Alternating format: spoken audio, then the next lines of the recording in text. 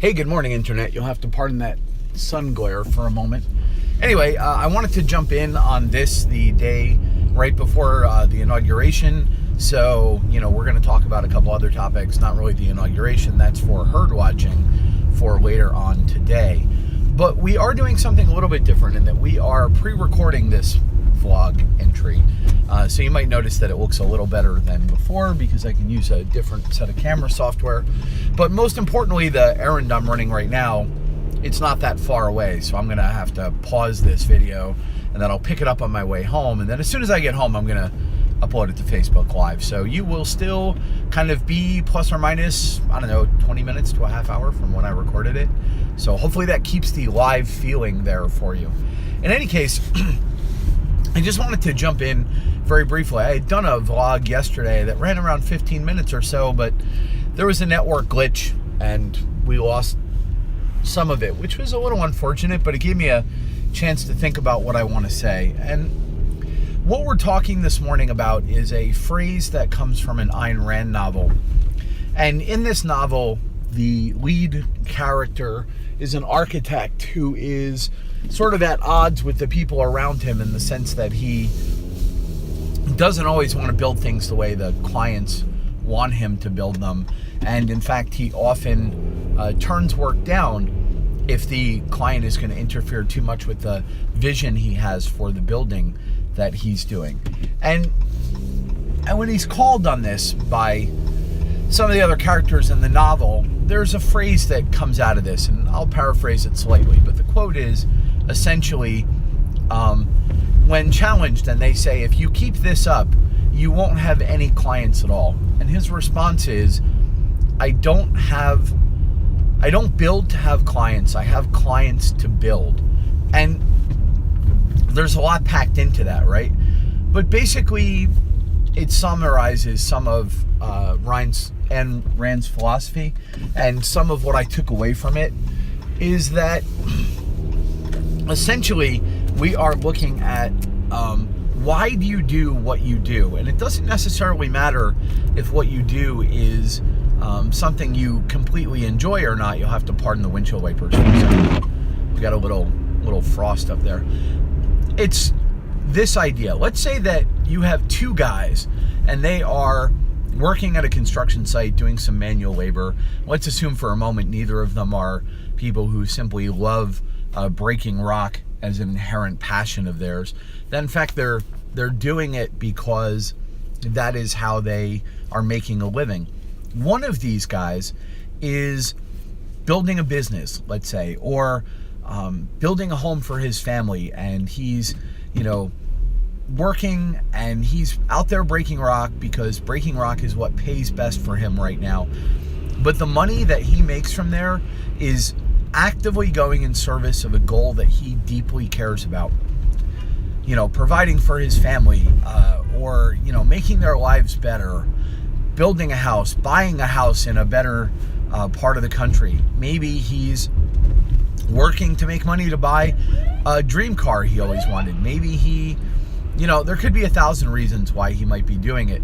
The important thing is that the money, the resources that that job provides him directly go to something he deeply cares about, that needs to be done in his life, that he wants to do, and that is the outgrowth of his own personal decisions. So that family we talked about, that's a woman he's truly in love with, or children that he was fully participating in the decision to parent, and in service of the things you love. Even tasks that may under other circumstances not be palpable take on a joy that they would not otherwise have. So that man goes home at the end of that day after having broken rock all day, and he's sore and he's tired and he hates breaking rock, and maybe he's sunburned or whatever. But when he sits down in the evening that night sore, he has a sense of accomplishment and even pride in the work he did that day, because that work, his effort, the end result of that is the furthering of goals that he fully believes in and the furthering of an agenda that he's part of. The other guy, the guy next to him, spends all day breaking rock because he needs to, pay for the car payment of a car that he doesn't particularly want or even need, but feels like he has to have because, he's deeply invested in what the people around him think about him. And if he doesn't keep up with them, then he's obviously a failure. And, he's being driven by emotional decisions, or, he's doesn't want to be alone. So he's, settled down with a woman who doesn't really care for him and that he doesn't care for, but at least he's not alone. And maybe she's, pretty or accomplished, or his, family likes her. And he doesn't really want to be with her, but, if he doesn't make enough money, then she'll leave him and then he'll be alone. And those decisions are being driven by fear and cowardice, and they're not something he particularly cares passionately about. That guy is working very hard to earn money to serve a goal that he doesn't care about, that wasn't his from the very beginning. He just doesn't seem to have what it takes to arrange his goal set so that the time he spends, the precious time in his life that's never coming back again, because we're all going to die, and we have X amount of time, and time is your most precious resource. And if you spend it in service of things that you don't believe in, then maybe you are wasting it. And when I say something you believe in, I don't mean it has to be some lofty goal. You might believe in, how awesome it is to, have glass figurines of Minions from Despicable Me. You just really love Minions, and they make you laugh, and it makes you feel good to have Minions, and you love everything about those little guys, so you take an extra job so that you can buy a first-run Minion statue from wherever ever. You know what? I support you. You want it, something, you affirmatively care about it, you're going to go make some money to do it, and to me, that's still supporting something that you actually care about. So everybody's life has the tension between two sets of goals. One is a set of goals that's driven by fear, and not always conformity, but often conformity. And because you never took the time or the energy or found the bravery or the strength or the belief in yourself to say, those goals are not my goals and they don't matter to me, and I don't care to put my time and energy into those. And then there are the other goals. They're the ones that you genuinely care about, and the ones that you feel are worth your time and effort, not out of fear, but out of affirmative joy. Now, this is nothing that anyone from the outside can tell you, because it's all internal. The same guy who is with making a bunch of money so that he can pay for beautiful things, so that he can keep a woman or a woman maybe, putting a lot of effort into keeping a man that they're doing for out of fear of a loss of status or a fear of, being alone. Well, that same set of actions looks exactly like someone who has found someone they actually care about, swung for the fences, and understands what is necessary to make that person fit into their lives, So if there's some guy and he falls in love with a girl, and that girl comes from a family that maybe had a ton of a wealthy environment, and he knows that that's the way she was raised, and that while she's perfectly willing to live with him in a smaller apartment and without that stuff, that he wants her to have the things she grew up with or the things she enjoys, or he just wants to live in luxury with her. It looks the same from the outside. It's some dude with what some people would call a trophy wife, working his guts out to buy pretty things. And there's no way to know from the outside which of those things are definitively, and certainly no way to convince the person involved of which of those things are. They have to be capable of evaluating their life, their goals, and their actions against it internally, and deciding whether they're acting in a way that's aspirational or not aspirational. So are you building so that you have clients, or do you have clients so that you can build? Neither of those things is wrong. It's perfectly acceptable to go and,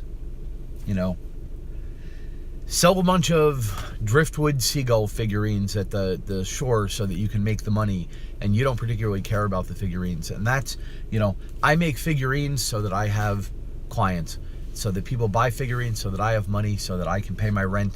Because while I have a roof over my head and I have rent, then on the weekends I have the time to develop the skills to become a world-class violin player, maybe. So even though it's a very simple thing, you have to take it slightly beyond the literal and just look at it in a slightly larger way. Why do you do what you do? Are you in service to your goals? Or are you in service to someone else's goals that you don't agree with? And someone else might be society, government, people around you, people who are perhaps, threatening you or have deceived you. You have to look at that and you have to make a decision about that. And that is true also with audiences. So we are going to pick that up in a second, right after I get back from running this errand I have to run. I'll be right back. All right, so I am back. Let's talk about this in terms of audiences then. Why are you creating for an audience? Whether you're an author, whether you're vlogging, whether you make movies, whether you whether you paint, but let's stay with like larger broadcast or larger audience groups. So authors, filmmakers, vloggers, recording artists, musicians, these sorts of people. Why are you building your audience? Is it because having a large audience will serve some other goal? In which case your primary goal is the audience itself, and you are going to look around and find whatever type of content is going to build the largest audience for you, because your goal requires a large audience, either because you've decided that, like the aforementioned example, instead of breaking rock for a living, you've decided you're going to make YouTube videos because it's easier, and if you get a big enough audience, you can make a living at it. So it's just a job for you. So if it turns out that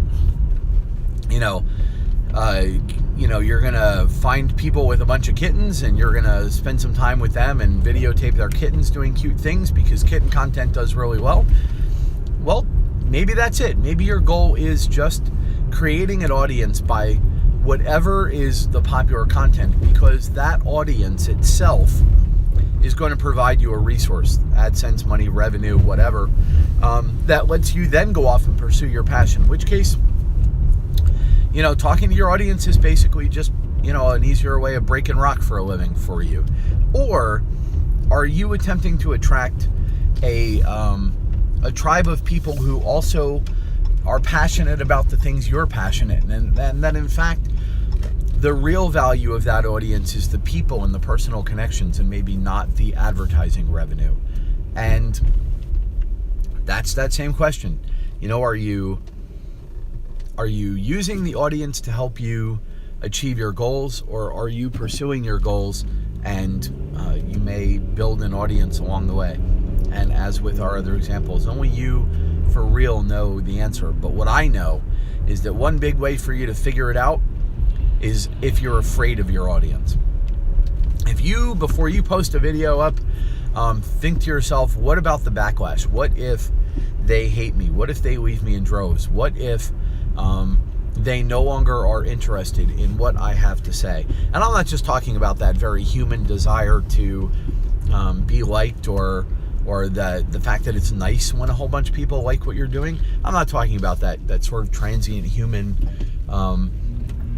preference for success in the micro. I'm talking about like a real deep thing where you're like, oh my God, if my audience finds out that I'm a Trump supporter, or if my audience finds out that, even though I'm posting kitten content, that I myself, own a dog or whatever, then maybe your audience is not serving you anymore. Maybe you are the hostage of your audience, in which case you need to evaluate why you need that audience so desperately, and whether you can achieve that goal, whatever that goal is, in some other way that doesn't put you under the thumb of a couple of, thousand, tens of thousands, or 100 random strangers. Because living that way, living your life at the whim and fear of a mob. And look, mobs are made of, mobs can be good or mobs can be bad, but trusting your future to the whim of a mob and letting that future fear drive your decisions about what you're going to say and who you're going to say it to and how you're going to say it. To me, that way lies madness. And if you're in that position, everyone who's, I love that I can say fellow YouTubers or fellow vloggers as if my audience, puts me in the same realm as the guy who smashes stuff with a hydraulic press off in, the other side of the world, whom I love, by the way. But I can say we. So we broadcasters. For those of you who are my fellow broadcasters, if you are genuinely in fear of your audience or fear that your audience will abandon you, then you need to find a way to address that. Because to me, that would just kill me. It would just kill me every day and every moment. I've spent so much of my time in my life eradicating being beholden that way. And that's the quote.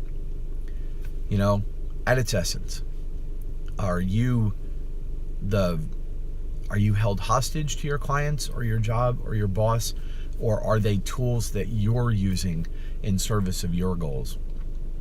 Because if it's a tool, then if it doesn't work out, you can pick up another tool. And if you're a hostage to them, then for whatever reason, you've arranged your life so that you have no other alternative, or you haven't found another alternative, or you're not working to create another alternative, and that's a bad plan.